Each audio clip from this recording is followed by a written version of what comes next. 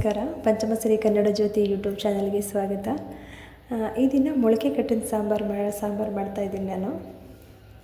ಮೊದಲಿಗೆ ನಾನು ನೆನೆಸ್ಕೊಂಡು ಎಲ್ಲನೂ ರೆಡಿ ಮಾಡಿ ಇಟ್ಕೊಂಡಿದ್ದೆ.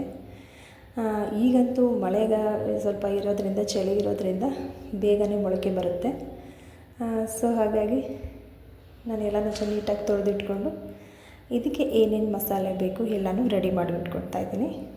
ಮೊದಲಿಗೆ ಕಾಯಿ ತುರಿ, ಚಕ್ಕೆ, ಲವಂಗ, ಸ್ವಲ್ಪ ಶುಂಠಿ, ಇದಕ್ಕೆ ಹುಚ್ಚೆಳ್ಳು ಬಳಸ್ತಾಯಿದ್ದೀನಿ. ಹುಚ್ಚೆಳ್ಳು ಬಳಸೋದ್ರಿಂದ ಆರೋಗ್ಯಕ್ಕೂ ಕೂಡ ತುಂಬ ಒಳ್ಳೆಯದು. ಇದು ಇವಾಗೆಲ್ಲ ಸ್ವಲ್ಪ ಶೀತ ಆಗೋದ್ರಿಂದ, ಮೊಳಕೆ ಕಟ್ಟಿರೋದ್ರಿಂದ ನೆಗಡಿ, ಕೆಮ್ಮು ಆ ಥರ ಸಂಧಿವಾತಗಳು ಆ ಥರ ಎಲ್ಲ ಬರ್ಬೋದು. ಹಾಗಾಗಿ ನಾನು ಹುಚ್ಚೆಳ್ಳು ಬಳಸೋದ್ರಿಂದ ಅದು ಹೀಟ್ ಇರುತ್ತೆ, ಗರಮಿ ಪದಾರ್ಥ. ಇದನ್ನು ಬಳಸೋದ್ರಿಂದ ಯಾವುದೇ ಸಂಧಿವಾತಗಳು ಆಗೋದಿಲ್ಲ, ಶೀತನೂ ಆಗೋದಿಲ್ಲ. ಮೊಳಕೆ ಕಟ್ಟಿದ ಸಾಂಬಾರನ್ನ ತುಂಬ ಚೆನ್ನಾಗಿ ಊಟ ಮಾಡ್ಬೋದು. ಹಿಂದಿನ ಕಾಲದಲ್ಲೆಲ್ಲ ಹೀಗೆ ಬಳಸ್ತಿದ್ದು ಕೂಡ. ನಂತರ ಇದನ್ನು ಸ್ವಲ್ಪ ಹುರಿದಿಟ್ಕೊಂಡು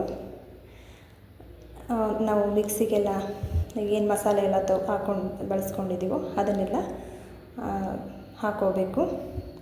ಇದಕ್ಕೆ ನಾನು ಮೊದಲೇ ಹೇಳಿದಾಗೆ ಚಕ್ಕೆ, ಲವಂಗ, ಶುಂಠಿ, ಸ್ವಲ್ಪ ಕಾಯಿ, ಒಂದು ಟೊಮೊಟೊ, ಕೊತ್ತಂಬರಿ ಸೊಪ್ಪು ಮತ್ತು ನಾವು ತುರಿದಿಟ್ಕೊಂಡಿರುವಂಥ ಅರ್ಧ ಹೋಳು ತೆಂಗಿನ ತುರಿ, ಇಷ್ಟು ಜೊತೆಗೆ ಖಾರದ ಪುಡಿ. ನಿಮಗೆ ಮೊದಲೇ ಗೊತ್ತಿರೋ ಹಾಗೆ ನಾನು ಬಳಸೋವಂಥ ಖಾರದ ಪುಡಿನ ಒಂದು 3.5 ಸ್ಪೂನಷ್ಟು ನಾನು ಹಾಕ್ಕೊತಾ ಇದ್ದೀನಿ. ಇದಕ್ಕೆ ಸ್ವಲ್ಪ ಖಾರ ಜಾಸ್ತಿ ಬೇಕಾಗುತ್ತೆ.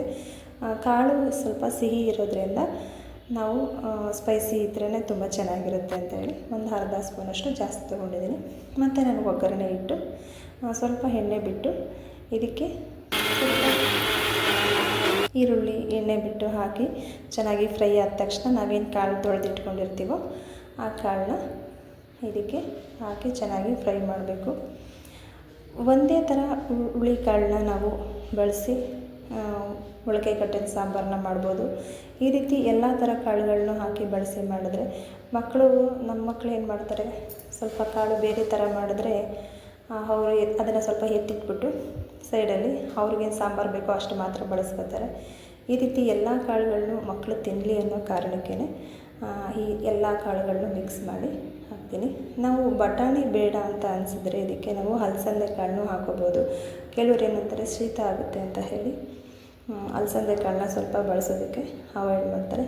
ಖಂಡಿತ ಏನಿಲ್ಲ, ಇದು ಎಲ್ಲದ್ರ ಜೊತೆಗೂ ಬೆರೆಸಿ ಮಾಡೋದ್ರಿಂದ ಶೀತದ ಪರಿಣಾಮ ಕಡಿಮೆ ಇರುತ್ತೆ.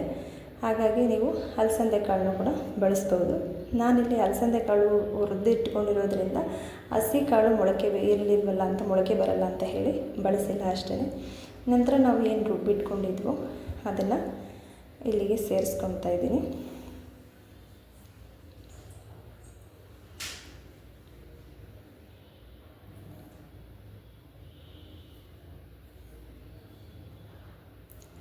ಮಸಾಲೆಗೆ ನೀವು ಸ್ವಲ್ಪ ಕಾಯಿಗೆ ಬೇಕಾದರೂ ಬಳಸಿ, ಕಡಲೆ ಸ್ವಲ್ಪ ಬಳಸಿನೂ ಹಾಕ್ಕೋಬೋದು.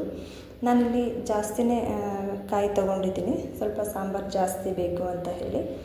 ನೀವು ಸಾಂಬಾರು ಸ್ವಲ್ಪ ಕಡಿಮೆ ಬೇಕು, ನಿಮಗೆ ತುಂಬ ತೆಳ್ಳಗೆ ಬೇಕು ಅಂತ ಅನ್ನೋದಾದರೆ ನೀವು ಕಾಯಿನ ಸ್ವಲ್ಪ ಬಳಸಿ, ಕಡಲೆ ಸ್ವಲ್ಪ ಬಳಸ್ಕೊಂಡು ನೀವು ತೆಳ್ಳಗೆ ಸಾಂಬಾರು ಮಾಡ್ಕೋಬೋದು. ನಾನಿಲ್ಲಿ ಒಂದು ಕೂಗ್ಲಿಕ್ಕೆ ಸಲುವಾಗಿ ಸ್ವಲ್ಪ ನೀರನ್ನ ಎತ್ತಿಟ್ಕೊಂಡು ಸ್ವಲ್ಪ ಉಪ್ಪು ಹಾಕಿ ಅದನ್ನು ಒಂದು ಸ್ವಲ್ಪ ಕೂಗಿಸ್ಕೊಂಡಿರ್ತೀನಿ. ನಂತರ ಆಮೇಲೆ ವಿಷಲ್ ಓಪನ್ ಮಾಡಿ ನನಗೆ ಎಷ್ಟು ನೀರು ಬೇಕೋ ತೆಳ್ಳಿಗೆ ಆ ರೀತಿ ನಾನು ಸಾಂಬಾರನ್ನ ಹೆಚ್ಚಿಸ್ಕೊತೀನಿ.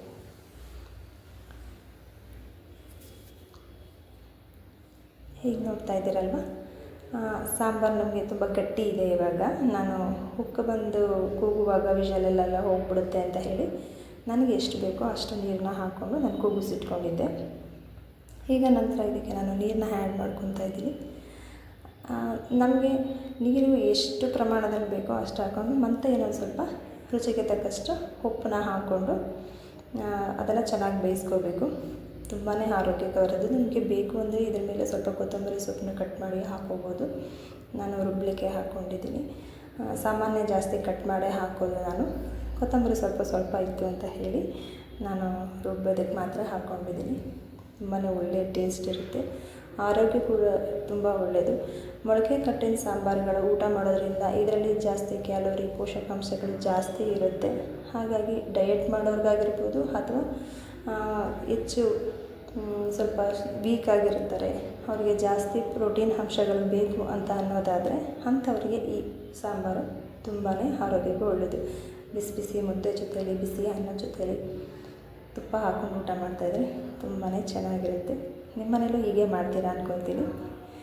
ನಂತರ ನಾನು ಎಲ್ಲ ಕಾಳುಗಳನ್ನು ಮೊಳಕೆ ಕಟ್ಟಿದ ಸಾಂಬಾರಿಗೇ ಬಳಸಿರಲಿಲ್ಲ.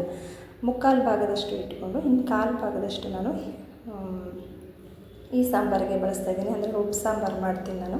ನಮ್ಮ ಮಕ್ಕಳಿಗೆ ಉಪ್ಪು ಸಾಂಬಾರು ಅಂದರೆ ತುಂಬ ಇಷ್ಟ. ಹಾಗಾಗಿ ಸ್ವಲ್ಪ ಎಣ್ಣೆ ಬಿಟ್ಟು ಬೆಳ್ಳುಳ್ಳಿನ ಹೆಚ್ಚು ಹಾಕಿ ನಾವೇನು ಕಾಳು ಎತ್ತಿಟ್ಕೊಂಡಿರ್ತೀವಿ ಸ್ವಲ್ಪ ಅದನ್ನು ಇದಕ್ಕೆ ಹಾಕಿ ಚೆನ್ನಾಗಿ ಫ್ರೈ ಮಾಡಿ ಇದಕ್ಕೆ ಇಷ್ಟು ಬೇಕೋ ನೀರು ಹಾಕ್ಕೊಂಡು ಉಪ್ಪು ಹಾಕ್ಕೊಂಡು ಒಂದು ಕೂಗಿಸಿದ್ರೆ ಸಾಕು. ಕಾಳು ಮೊಳಕೆ ಬಂದಿರೋದ್ರಿಂದ ನೆಂದಿರೋದ್ರಿಂದ ಬೇಗನೆ ಬೆಂದೋಗುತ್ತೆ, ತುಂಬಾ ಚೆನ್ನಾಗಿರುತ್ತೆ ಕೂಡ. ಇದು ಒಣಮೆಣ್ಸಿನ್ಕಾಯಿನಲ್ಲಿ ಉಪ್ಪು ಸಾರಿನ ಖಾರ ಆಡಿಸಿ ಮಾಡಿದ್ರೆ ತುಂಬಾ ಟೇಸ್ಟ್ ಚೆನ್ನಾಗಿರುತ್ತೆ. ನಮ್ಮ ಮಕ್ಕಳಿಗಂತೂ ತುಂಬ ಇಷ್ಟ ಇದು.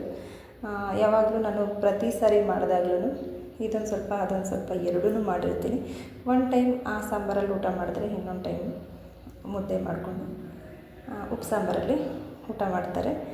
ಮಕ್ಕಳಿಗೆ ಏನು ಇಷ್ಟ ಆಗಿರುತ್ತೋ ಅದನ್ನು ಮಾಡಿಕೊಡೋದ್ರಲ್ಲಿರುವಂಥ ಖುಷಿ ಇನ್ನೊಂದರಲ್ಲಿರಲ್ಲ. ಹೀಗೆ ಒಳ್ಳೆಯ ಆಹಾರ, ಆರೋಗ್ಯಕರವಾಗಿರುವಂಥ ಅಡುಗೆಗಳನ್ನ ಮಾಡ್ತಾ ಊಟ ಮಾಡ್ತಾ ನೀವು ಖುಷಿಯಾಗಿರಿ, ಮಕ್ಕಳನ್ನ ಖುಷಿಪಡಿಸಿ. ನಂತರ ಸಂಜೆ ಅಷ್ಟರಲ್ಲೆಲ್ಲ ಸಾಂಬಾರೆಲ್ಲ ರೆಡಿ ಮಾಡಿ ಇಟ್ಟಾಗಿತ್ತು.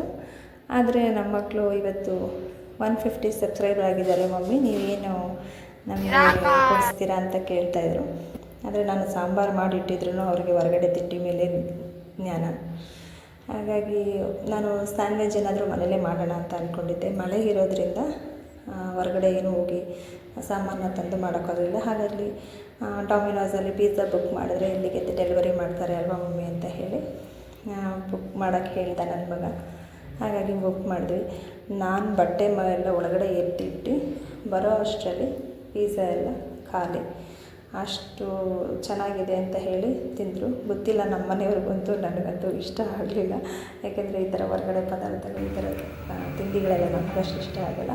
ಮಕ್ಳಿಗೆ ತುಂಬ ಇಷ್ಟ ಆಯಿತು. ಸೊ ಒಂದು ಬಿಡಿದ್ರೆ ಎಲ್ಲ ಖಾಲಿ ಮಾಡಿದ್ರು. Thanks for watching. ಎಲ್ಲರೂ ಹೀಗೆ ನೋಡ್ತಾ